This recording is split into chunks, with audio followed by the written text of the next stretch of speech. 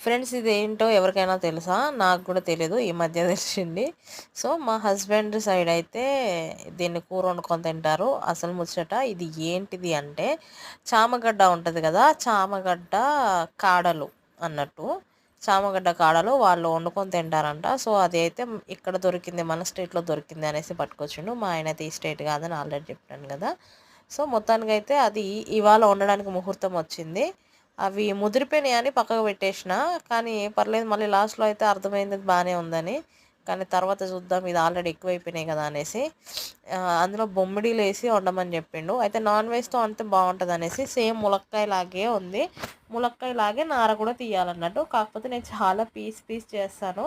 Gas సిమ్‌లో పెట్టి ఇంకా వేరే పనిలో ఉండేసరికి చాలా లేతగా ఉన్నాయి. స్మాష్ అయిపోయినాయి. కొంచెం మీడియం ఉన్నాయి. మంచిగా గట్టిగా ఉడికినాయి అన్నట్టు. మొత్తానికైతే కూర బాగుందనేసి మా ఆయన తినేసిండు.